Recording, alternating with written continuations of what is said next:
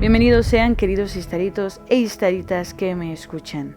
Les notifico a todos ustedes para que vayan teniendo de alguna manera este cuidado presente, no los tome por sorpresa ningún capítulo, que todos los capítulos del Silmarillion que subo están divididos en 3 clasificaciones. La tensión auditiva mínima es cuando escuchen a nuestra querida Galadriel al principio de cada podcast. Cuando eso suceda, pueden estar tranquilos de que el capítulo incluirá tan pocos momentos ruidosos que ni los notarán, por lo cual no se preocupen, pueden subir el volumen al tope. En el caso de que escuchen a Gandalf, es la tensión auditiva media, por lo cual sí habrá momentos de conflicto algo ruidosos, pero nada de qué preocuparse, todo será fácil de digerir para aquellos de oídos sensibles. Pero cuando escuchen a Sauron en el principio del video, al igual que está ocurriendo en este momento, significa evidentemente que la tensión auditiva será alta. Si eres sensible de oídos, ten mucho cuidado y baja el volumen según consideres que sea mejor. Pero si te ríes del peligro al igual que yo, súbele todo el volumen a los audífonos y disfruta de este momento al máximo. Este capítulo nos va a hablar de importantes acontecimientos. Casi todo se bate en batalla, por lo cual creo que va a ser emocionante, pero es algo largo, por lo cual tendré que dividir este podcast en 2 partes. Yo, como fiel amante de Feanor, esto me habrá costado bastante. Para aquellos que ya leyeron el capítulo saben por qué, pero igual creo que es el único momento que me gusta del tipo. Y bueno, ya no los spoileré más. Ya saben que la música no me pertenece, sino más bien a Thomas Newman, Howard Shore y Stan Lockfield, que serán parte de los compositores que escucharán en este podcast. Mas sin embargo, si llega a ser necesario, incluiré también a otros compositores. Pero no se preocupen, que aquí quedarán los derechos de todos ellos. Ahora sí, ponte cómodo, busca tus audífonos, ten un momento agradable con un buen café, una copa de vino tinto según tu preferencia, y disfruta de este momento para incluirnos en la batalla de Arda. Sin más por agregar, yo soy la señorita Istari y comenzamos.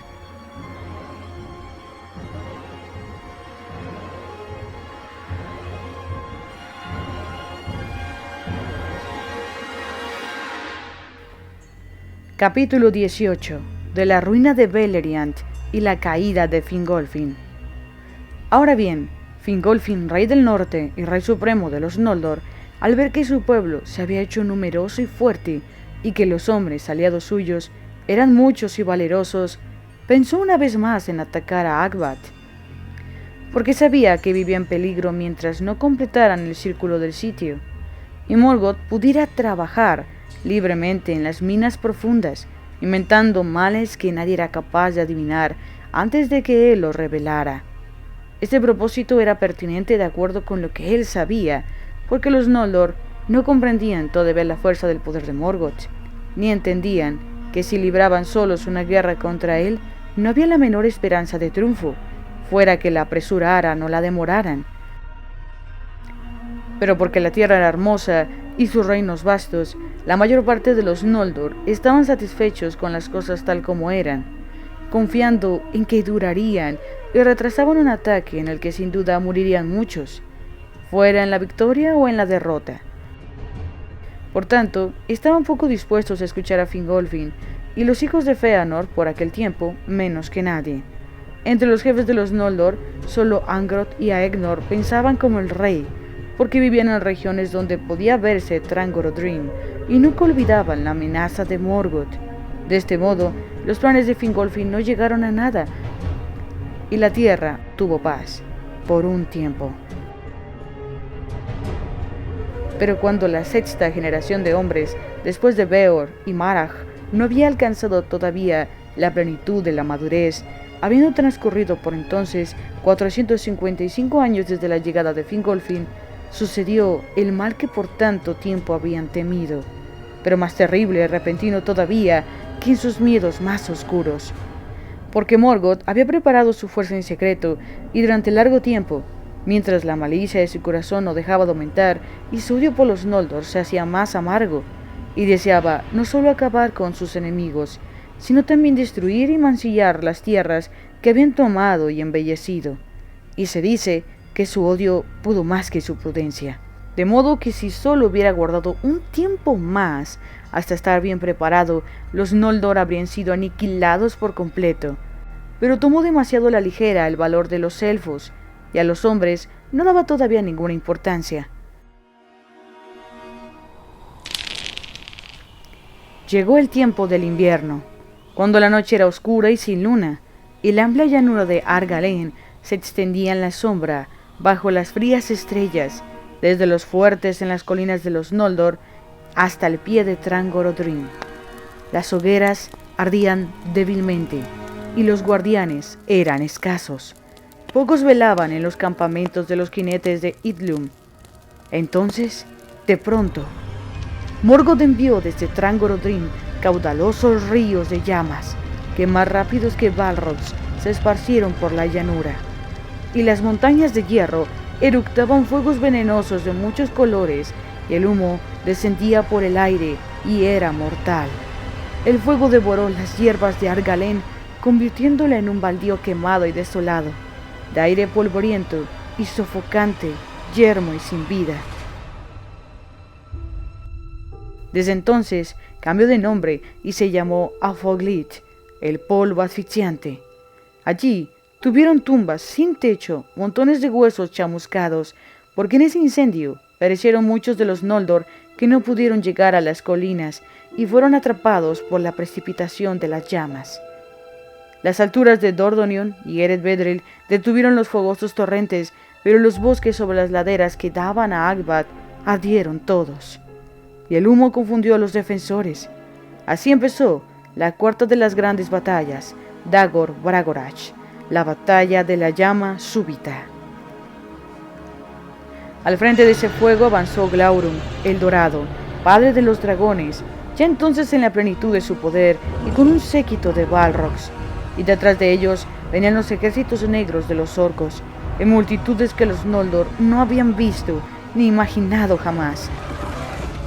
Y atacaron las fortalezas de los Noldor y quebrantaron el sitio en torno a Angband, y mataban a los Noldor y a sus aliados, los elfos grises y los hombres, en cualquier sitio que los encontraran.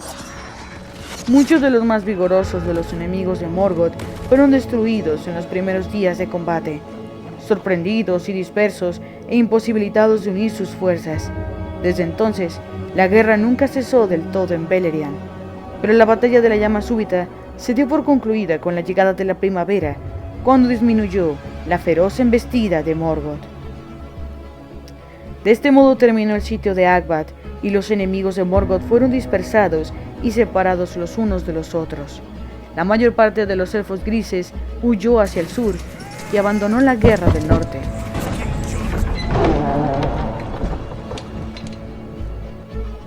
Muchos fueron recibidos en Doriath, y el reino y la fuerza de Thingol se hicieron más grandes en ese tiempo, pues el poder de la reina Melian se había extendido más allá de las fronteras y el mal no podía penetrar aún en ese reino escondido.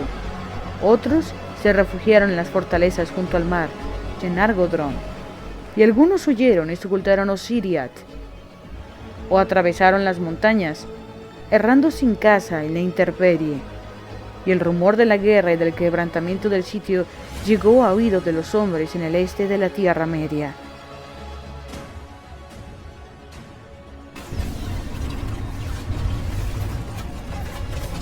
Los hijos de Finarfin fueron los que más sintieron la pujanza del ataque, y Angrod y Aegnor murieron allí, y junto a ellos cayeron Bregolas, señor de la casa de Beor, y gran parte de los guerreros de ese pueblo. Pero Barahir, el hermano de Bregolas, estaba en una batalla que se libraba más hacia el oeste, cerca del paso del Sirion. Allí el rey Finrod Felangund, que se apresuraba desde el sur, quedó aislado con unos pocos de los suyos y fue rodeado en el marjar de Sheresh. Y habría sido muerto o tomado prisionero, pero acudió Barahir con los más valientes de sus hombres y lo rescató, levantando un muro de lanzas alrededor, y se abrieron paso entre las tropas enemigas y abandonaron el campo de batalla, aunque con grandes pérdidas. Así escapó Felangund y volvió a su profunda fortaleza en Nargothrond. pero hizo un juramento de amistad eterna y ayuda en toda necesidad a Barahir y a su gente, y como prenda del juramento le dio su anillo. Barahir era ahora por derecho señor de la casa de Beor y regresó a Dordonion, pero la mayor parte del pueblo escapó y se refugió, abandonando sus hogares en la fortaleza de Idlum.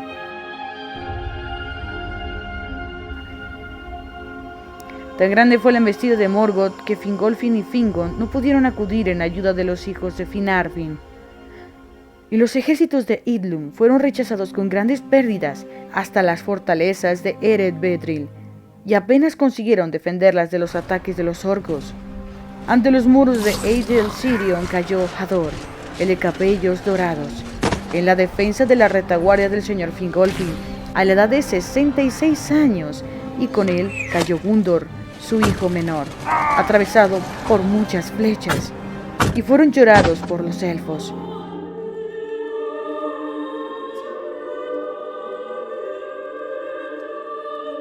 Entonces Galdor, el Alto, sucedió como señor a su padre, y por causa de la fortaleza y la altura de las montañas sombrías que resistieron el torrente de fuego, y el valor de los elfos y de los hombres del norte, que ni orcos ni balrogs pudieron vencer, Idlum no fue conquistada y amenazó el flanco del ataque de Morgoth, pero un mar de enemigos separó a Fingolfin de su gente.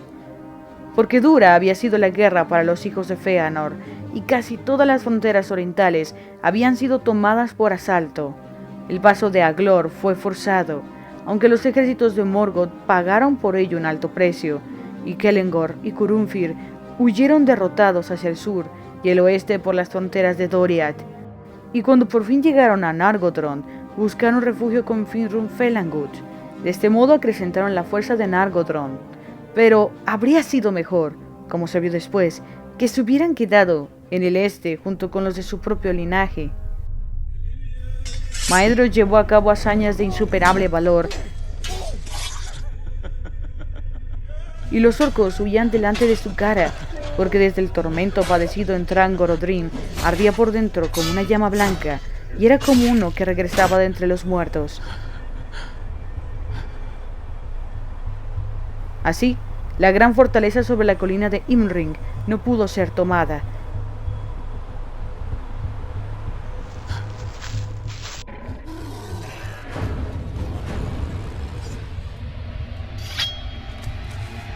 Y muchos de los más valientes que quedaban aún, tanto del pueblo de Dordonion como de las fronteras orientales, se juntaron allí para ir al encuentro de Maedhros, y durante un tiempo, él cerró una vez más el paso de Aglot, de modo que los orcos no pudieron penetrar en Beleriand por ese camino.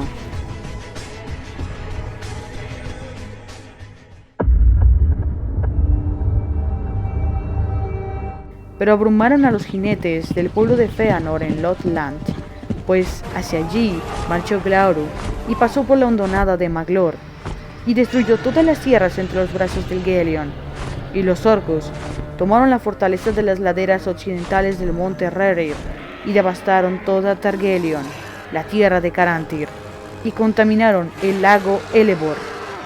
De allí cruzaron el Gelion con fuego y terror, y penetraron profundamente en Beleriand Oriental. Maglor se unió a Maedhros en Imring, pero Carantir huyó, y sumó el resto de su gente al pueblo disperso de los cazadores, Amroth y Amras, y se retiraron y pasaron Ramdal en el sur.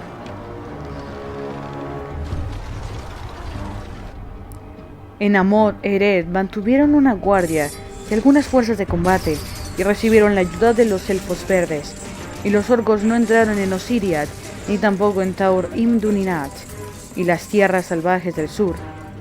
Llegó entonces a Idlum la nueva de la caída de Dordonion, y la derrota de los hijos de Finarfin, y el exilio de los hijos de Feanor, expulsados de sus tierras. Entonces vio Fingolfin lo que era para él la ruina total de los Noldor, y la derrota de sus casas más allá de toda recuperación. Y lleno de desesperación y de furia, montó a Rohajor, su gran caballo, y cabalgó solo, sin que nadie pudiera impedírselo. Atravesó Dordunufauelit como un viento entre el polvo, y aquellos que alcanzaban a verlo pasar huían azorados, creyendo que había llegado el mismo Orome, porque corría dominado por una cólera enloquecida, y los ojos le brillaban como los ojos de los Valar. Así pues, llegó solo a las puertas de Angband e hizo sonar su cuerno.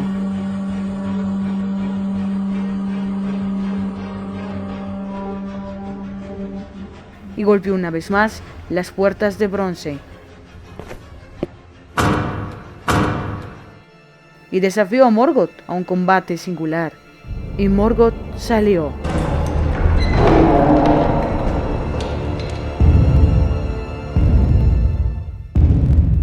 Esa fue la última vez durante esas guerras que Morgoth cruzó las puertas de su fortaleza, y se dice que no aceptó el desafío de buen grado, porque aunque su poder era mayor que todas las cosas de este mundo, solo él entre los Valar conocía el miedo.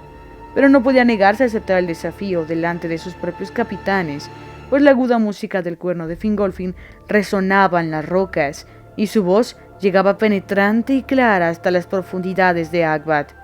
Y Fingolfin llamó a Morgoth cobarde y señor de esclavos. Por lo tanto, Morgoth salió, subiendo lentamente desde el trono profundo, y el sonido de sus pisadas era como un trueno bajo tierra.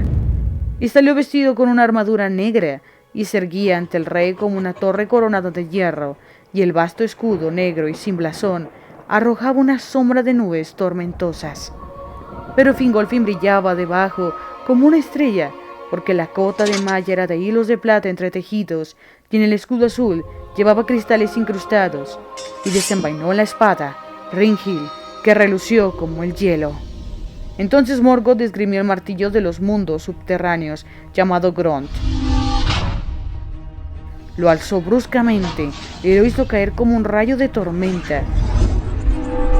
Pero Fingolfin saltó a un lado, y Grond había un gran boquete en la tierra, de donde salían humo y fuego. Muchas veces intentó Morgoth herirlo, y otras tantas Fingolfin esquivó los golpes, como relámpagos lanzados desde una nube oscura, e hirió a Morgoth con 7 heridas, y 7 veces lanzó Morgoth un grito de angustia. Mientras los ejércitos de Angband caían de bruces consternados, y el eco de los gritos resonaba en las tierras septentrionales.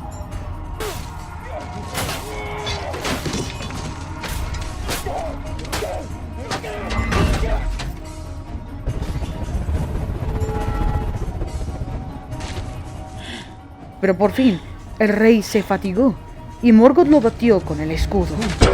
3 veces cayó el rey de rodillas, y 3 veces se volvió a levantar con el escudo roto y el yelmo mellado.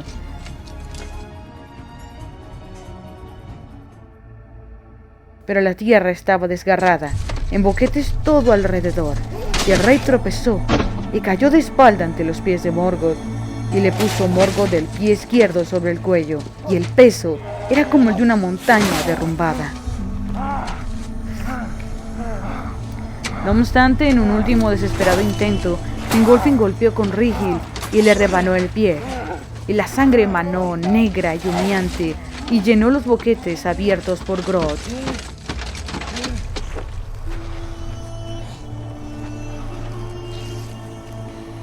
De este modo pereció Fingolfin, rey supremo de los Noldor, el más orgulloso y valiente de los reyes elfos de antaño. Los orcos no se jactaron de ese duelo ante las puertas, ni tampoco lo cantan los elfos, pues tienen una pena demasiado profunda. No obstante, la historia se recuerda todavía, porque Torondor, rey de las águilas, llevó la nueva a Gondolin y a Idlum, a lo lejos, y Morgoth levantó el cuerpo del rey elfo y lo quebró, y se lo había arrojado a los lobos, pero Torondor se precipitó desde su nido en las cumbres de Chrysaegrin, se lanzó sobre Morgoth y le desfiguró la cara. La embestida de las alas de Torondor era como el ruido de los vientos de Manwë, y aferró el cuerpo con sus garras poderosas, y elevándose de súbito por sobre los dardos de los orcos, se llevó al rey consigo, y lo puso sobre la cima de una montaña que daba desde el norte sobre el valle escondido de Gondolin, y Turgon construyó un alto túmulo de piedra sobre su padre. Ningún orco se aventuró luego a pasar por el monte de Fingolfin, ni se atrevió a acercarse a la tumba, hasta que el destino de Gondolin se hubo cumplido, y la traición apareció entre los suyos.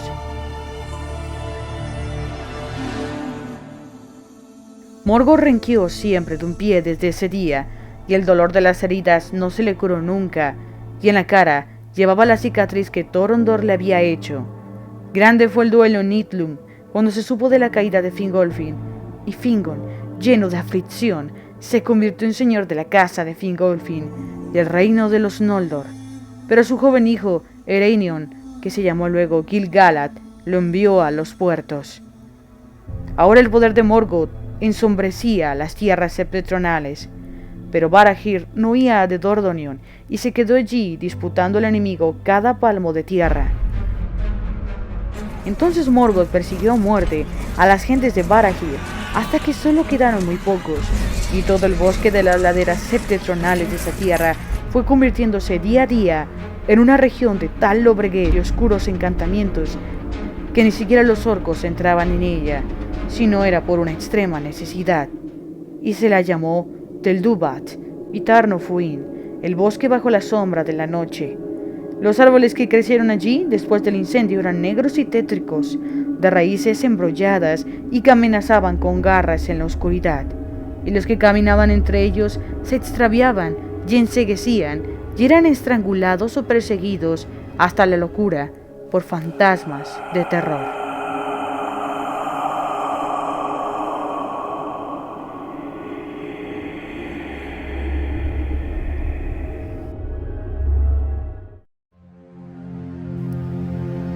Por fin la situación de Barahir se hizo tan desesperada que su esposa Emeldir, la de corazón viril, que antes prefería luchar junto a su hijo y su marido que huir y abandonarlos, convocó a todas las mujeres y los niños que estaban todavía con vida y dio armas a los que pudieran cargarlas, y los condujo a las montañas que se alzaban detrás, y lo hizo por caminos peligrosos, hasta que al fin llegaron con pérdida y desdicha a Bedril.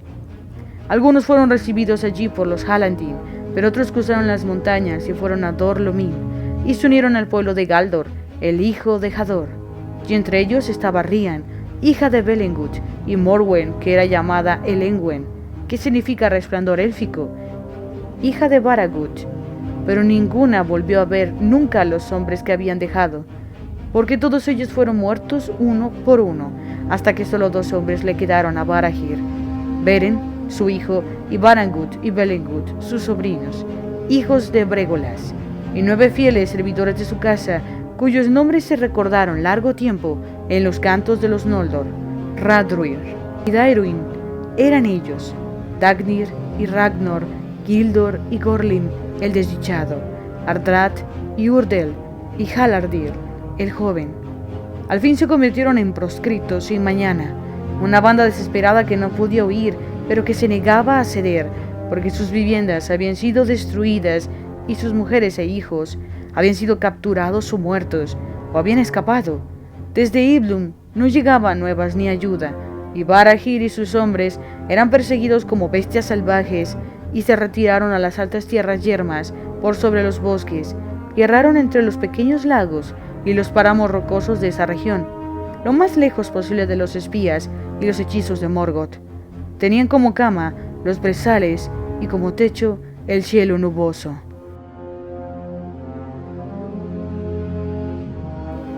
Durante casi 2 años después de la Dagor Bragolash, siguieron los Noldor defendiendo el paso oriental en torno a las fuentes del Sirion, porque el poder de Ulmo estaba en esas aguas, y Minas Tirith resistió a los orcos. Pero por fin, después de la caída de Fingolfin, Sauron, el más grande y terrible de los servidores de Morgoth, que en lengua Sindarin se llama Gordraur, fue al encuentro de Orodred, el guardián de la torre en todo el Sirion. Sauron se había convertido por ese entonces en un hechicero de espantoso poder, amo de sombras y de fantasmas, de inmunda sabiduría, de fuerza cruel que retorcía todo cuanto tocaba y deformaba todo cuanto regía, señor de licántropos. Su dominio era el tormento. Tomó Minas Tirith por asalto, pues una oscura nube de miedo cayó sobre los defensores, y Orodred fue expulsado y huyó a Nargothrond. Entonces Sauron la convirtió en una atalaya para Morgoth, en una fortaleza del mal y en una amenaza, y la hermosa isla de Tol Sirion quedó maldecida y se llamó Tol Ilgauroth. es decir, isla de los licántropos. No había criatura viviente que pudiera pasar por el valle sin que Sauron la viera desde la torre, y Morgoth dominaba ahora el paso del oeste y había terror en los campos y los bosques de Beleriand. Implacable, perseguía a sus enemigos más allá de Idlum y registraba sus escondrijos y tomaba sus fortalezas una por una. Los orcos, cada vez más audaces, recorrían a su antojo las vastas lejanías, llegando hasta el Sirion por el oeste y hasta el Kelum por el este, y rodeaban Doriath, y asolaban las tierras, de modo que bestias y aves huían delante de ellos, y el silencio y la desolación se extendían desde el norte. A muchos de los Noldor y los Sindar tomaron cautivos y llevaron a Akbat, y los esclavizaron, obligándolos a poner su capacidad y sus conocimientos al servicio de Morgoth. Y Morgoth envió espías vestidos con falsedad, y había engaño en lo que decían. Mintieron prometiendo recompensas y con palabras astutas intentaron provocar miedo y celos entre los pueblos, acusando a los reyes y capitanes de codicia y traición mutua. Y por causa de la maldición de la matanza de los hermanos de Aqualonte, estas mentiras a menudo se creyeron. Y por cierto, a medida que el tiempo oscurecía, llegaron a tener cierto viso de verdad, pues en Beleriand la desesperación y el miedo nublaban el corazón y la mente de los elfos. Pero los Noldor temían sobre todo la traición de aquellos parientes que habían servido en Akbat, porque Morgoth había utilizado a algunos para sus malvados propósitos, y fingiendo darles libertad, los dejaba partir, pero les había encadenado la voluntad, y solo se alejaban para volver de nuevo a él. Por lo tanto, cuando alguno de estos cautivos conseguía escapar realmente y volvía con su propio pueblo, no eran bien recibidos, y erraban solos, proscriptos y desesperados. De los hombres, Morgoth fingía tener piedad si alguien oía sus mensajes y les decía que las aflicciones que habían caído sobre ellos provenían solo de que estaban sometidos a los rebeldes Noldor, pero que de manos del verdadero Señor de la Tierra Media recibirían en cambio honores y el valor tendría una justa recompensa. Pero pocos eran los hombres de las 3 casas de los Endain que le prestaban oído, ni siquiera cuando se los atormentaba en Akbat. Por tanto, Morgoth los persiguió con odio y envió sus mensajeros por encima de las montañas.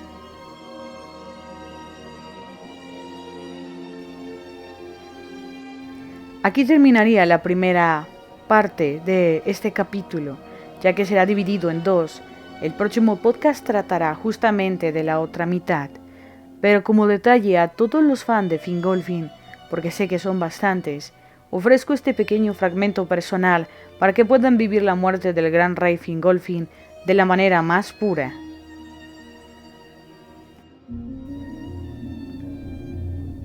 Ahora bien, Fingolfin, rey del norte y rey supremo de los Noldor, al ver que su pueblo se había hecho numeroso y fuerte, y que los hombres aliados suyos eran muchos y valerosos, pensó una vez más en atacar Akbat, porque sabía que vivían en peligro mientras no completaran el círculo del sitio, y Morgoth pudiera trabajar libremente en las minas profundas, inventando males que nadie era capaz de adivinar antes de que él lo revelara.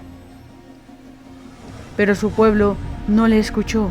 Apasionados y satisfechos por las tierras hermosas y vastas, embriagados por los días que gozaban, olvidaron demasiado rápido el peligro latente, y aunque este propósito le parecía pertinente al rey, su consejo fue ignorado, así como la rapidez del otoño.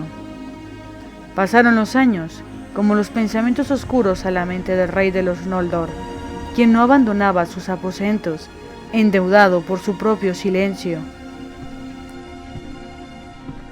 Fingon se reunió con su padre, cavilando en la oscuridad de aquella lúgubre tarde. ¿Aún medita su majestad? La noche es pronta y su pueblo desea ver su afable rostro. Habló con esperanzas de resultar lo suficientemente convincente para alejar al rey de esta bruma. No obstante, ni una palabra sacó a su padre hasta que de momento, tajante como Rígil, cortó el silencio y dirigió nostálgico sus palabras a su hijo. Mi Ato solía decir que estos vientos traen consigo locura solían sentirse con frecuencia cuando Morgoth llegó al reino bendecido, y aunque nadie lo sospechase, parecía envenenar el ambiente. Cuida, oh Nolofingüe, tu alma, sí, tu alma, de los oscuros advenimientos que aguardan en estos vientos, pues solo traen dolor, muerte y silencio. Ven tú también, Fingon, siéntate a mi lado, como yo lo hice con él, y contempla conmigo el susurro pérfido de los vientos.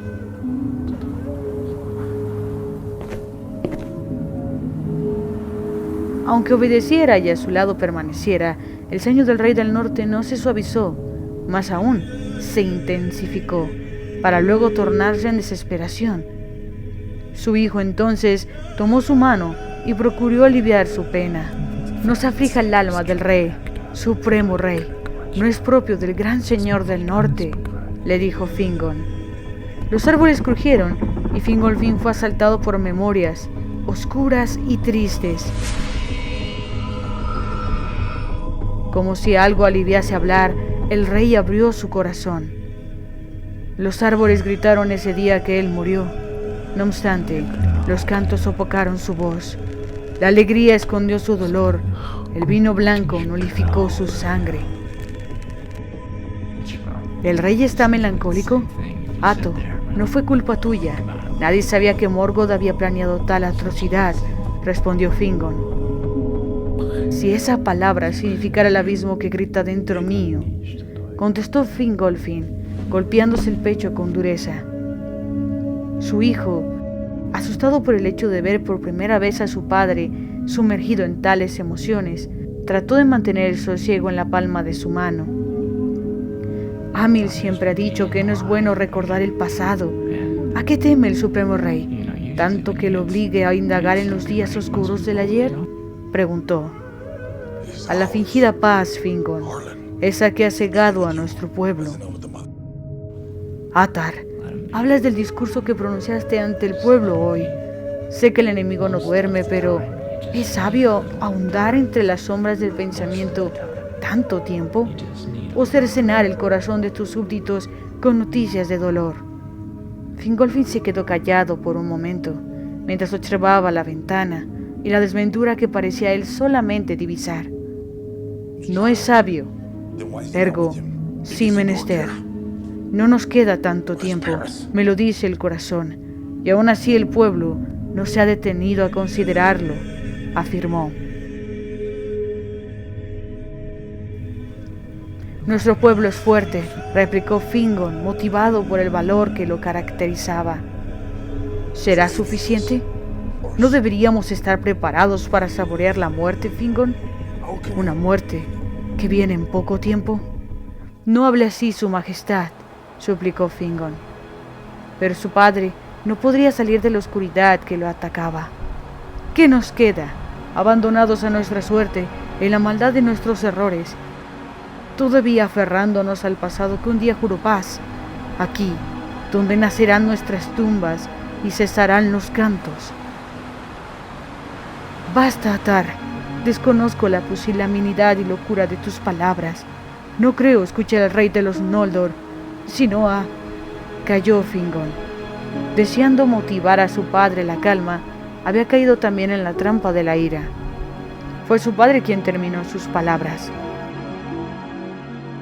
¿Ibas a decir Feanor? Fingon agacha el rostro, apenado. Reverencia hacia su padre. Jamás me atrevería a insultar al Rey Supremo, comparándolo con alguien como ese traidor. ¿Traidor?, preguntó confundido Fingolfin. Aún sin saber a qué se refería su padre, Fingon permaneció agachado. Fingolfin era abandonado por la lenidad que había cubierto su rostro desde el comienzo de su conversación. Levantándose confundido, desesperado, alzó su voz también. ¿Seré visto a tus ojos como uno también? Atar, primero se halló arrojado a las bestias de Melkor. Solo insinúo que tus palabras emanan locura y espanto. Jamás me atrevería a contradecir tu voluntad.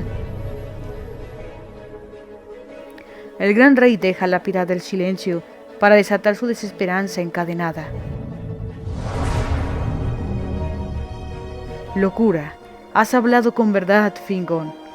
Una locura que consumió a mi Thoron en su afán de traer la paz, y jamás creí que la probase con tanta fuerza y que dulce me fuera su sabor. Es ahora que comprendo esa rabia en su sangre, ese deseo de sumergirse en la muerte a costa de la libertad. Ese aferro a la locura que dictaba su paso, aún en la sombra de sus decisiones que lo oscurecen todo. Y aún así, tenían razón. Atar, ten piedad, no enaltezcas sus hechos, suplicó Fingon. Jamás declararé limpio los actos sangrientos que contrajeron la maldición que aún pesa sobre nosotros. No obstante, ante su juicio, aunque empapado de furia, no era ciego del todo, y en aquel entonces tenía razón, Fingon. Él me lo dijo ese día, el que sería el último de los alegres días, mientras todos cantaban y gozaban en la abundancia del Gran Mangue. Aún recuerdo su voz. Fingolfin, la paz no será absoluta, porque aún respira el hacedor de mentiras, y la felicidad ha apagado los sentidos de las casas de los Eldar. Tarde es la hora si nosotros como ellos nos olvidamos de la deuda y del terror que asola insospechado en el horizonte. Se acerca la hora en que enfrentaremos una vez y por todas al Vala Oscuro. Fingon estaba consternado al escuchar semejante declaración de labios de su propio padre. Por eso habló, con tristeza y celo. Cualquier palabra de Feanor solo causa rebelión y pesadez. ¿No fuiste tú, Fingon, quien siguió su empresa fuera de Valinor? Pero Atar, no era por los Silmarils, sino por mi pueblo. Su padre es quien lo interrumpe en esta ocasión y se altera al pronunciar sus siguientes palabras. Nadie podrá vivir en paz mientras Morgoth siga aquí. ¿Qué sacrificio puede valer después de eso? ¿Qué propone su majestad? ¿Acelerar nuestro deceso? Ten claridad, oh rey. No están listos nuestros brazos para iniciar la guerra. ¿Y quién atenderá el llamado? ¿Los hijos de Feanor? Conoces mi estima al príncipe Maedhros, pero ni él mismo se atrevería a seguir la misma locura que nos trajo aquí. Ahora bien, sin esperar y sin tardanza, Angrod y Aegnor no vacilan en perpetrar en la habitación. Amparándose en la reverencia y el respeto hacia su rey, hablan como si de un asunto de vida o muerte se tratara. Perdone, majestad. Esta era una reunión privada, Aegnor, señala Fingon molesto. Lo sé, me disculpo, Su Alteza Fingon, mas no fuimos capaces de ignorar las palabras del Alto Rey y que los Valar nos vuelvan a maldecir si no hablamos ahora. No calles, hijo de Finarfin, dijo Fingolfin. Fue entonces que, incorporándose, ambos se posicionaron, tomando sus armas con honor. No somos ajenos a su propósito, dijo Aegnor. Nosotros tampoco deseamos vivir la mentira de la paz mientras el enemigo asesino de nuestros hermanos siga vivo. Nuestros brazos fortalecen a su majestad. Aegnor, ¿tú también apuestas a la muerte, aún ante el rey de los Noldor?, exclamó contrariado Fingon. Disculpe, su majestad, pero sus siervos conocen el hedor de la muerte. Cada día somos testigos del tiempo que se acorta. Inflamada de odio y maldad, Drangorodrim arde como una permanente amenaza a la libertad de las razas libres de Arda. Estamos dispuestos a morir por nuestro rey, defendiendo la vida, aun si eso involucra perseguir al verdugo. Escucha bien tus palabras, Aegnor. Estás hablando de una causa que no garantiza la vida, replicó Fingon. ¿Lo garantiza la espera, Alteza? Habló de momento Angrod. Quizá no soy tan elocuente con las palabras como mi hermano Aegnor, pero sí llevo el don de la batalla dentro de mi ser, y ahora gritan los cuernos de la guerra en mi alma. No serán callados hasta que nuestra gente sea libre. Aún ante semejante lealtad y valor, Fingon permanecía indeciso. Serían los ojos de su hijo quienes frenarían de tomar las armas a Fingolfin, pues la amaba más allá de todas las cosas. Entonces de pronto Morgoth envió desde Drangorodrim caudalosos ríos de llamas que, más rápidos que Balrogs, se esparcieron por toda la llanura. Así empezó la cuarta de las grandes batallas, Dagor Bragolash, la batalla de la llama súbita. Viendo Fingolfin que todo esfuerzo por mantener la esperanza era inútil, pues sometido por los impulsos de venganza, montó a Rohayor como controlado por un oscuro destino que reclamaba su vida. Atravesó Dornofaglit como aquellos vientos invadidos de locura, azorado por las palabras alguna vez dichas por su hermano Feanor. El tiempo apremia, el cazador oscuro busca nuestras vidas y estoy deseoso que me encuentre para cobrarle la vida de nuestro Atar. Mantén la calma, Feanor. No es sabio desenfundar la espada sin causa y más ahora en esta noche de duelo. ¿Y no te parece que la misma tiembla deseosa de salir ahora? Mira a tu alrededor, Fingolfin. Estamos solos. Los Valar nos protegen, replicó Fingolfin. ¿Protegen, dices? Una histérica risa provino de él.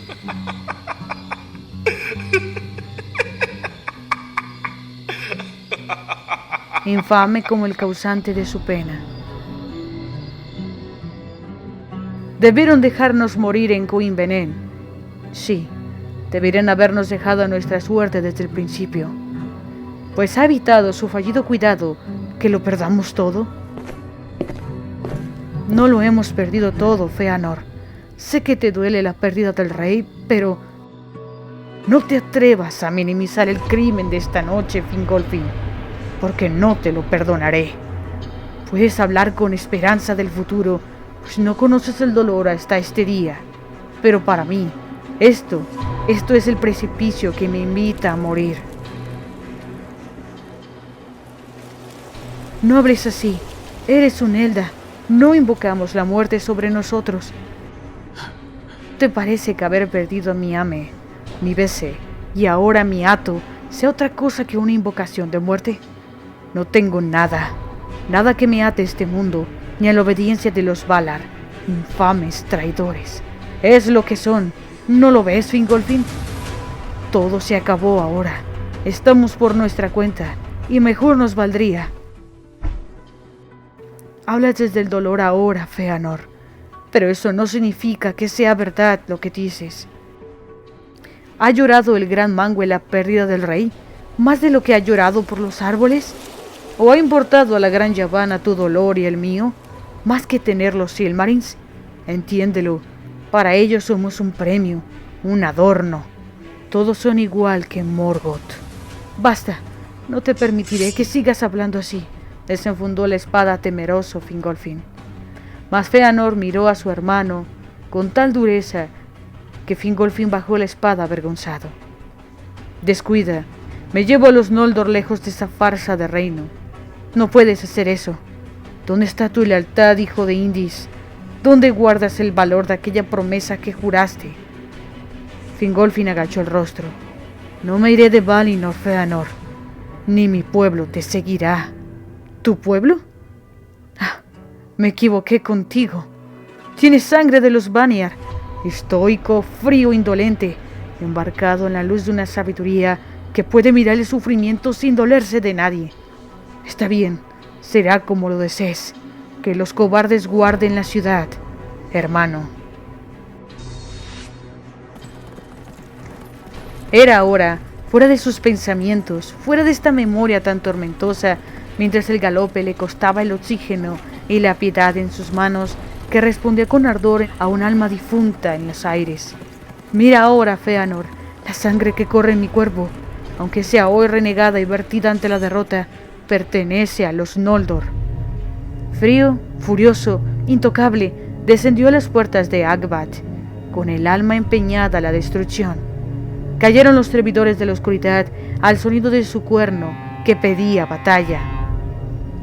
Los ecos de su propósito sumieron a Morgoth de la amargura, mientras sus gritos de ira alentaban a sus sirvientes.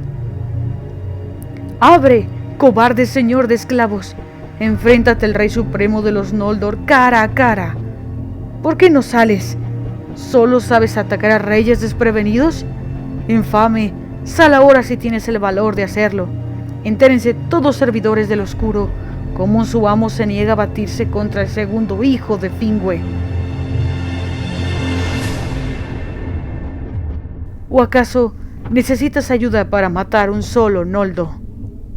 Sus reclamos traen al Vala de la oscuridad ante él, y mientras cada paso sacude su armadura, su pecho se inyecta coraje. La voz de Fëanor se escucha en sus adentros. ¿Dónde está tu lealtad, hijo de Indis? ¿Dónde guardas el valor de aquella promesa que juraste?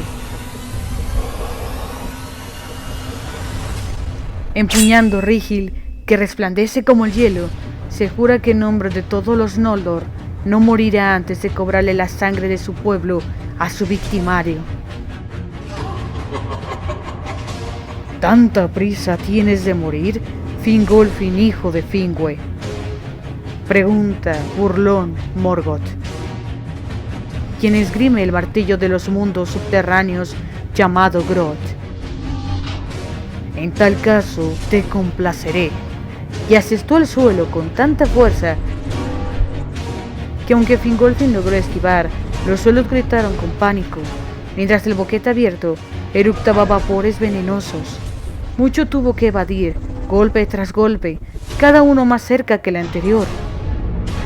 Mas el cuerpo de Fingolfin era dominado por las fuerzas de la batalla, que no se rendían ante el cansancio, aun cuando 3 veces fatigado se arrodillara en los suelos.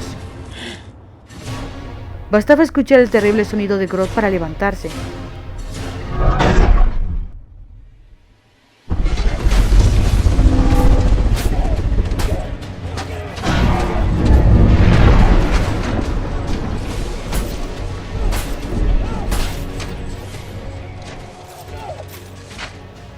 Pero el destino lo había marcado para muerte, y aunque fieras y permanentes 7 heridas infligió en Morgoth, no fue suficiente para salvarle la vida.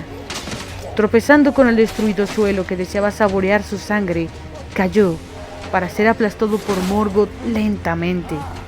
Y mientras los pulmones se comprimían y su pecho ardía, dejó salir su última lágrima, y esgrimiendo su amada Rígil, rebanó el pie del maldito.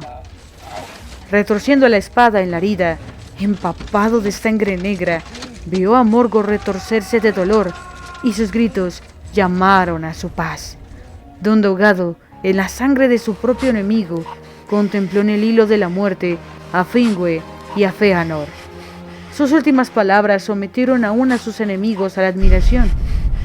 Yo fui Fingolfin, rey supremo de los Noldor.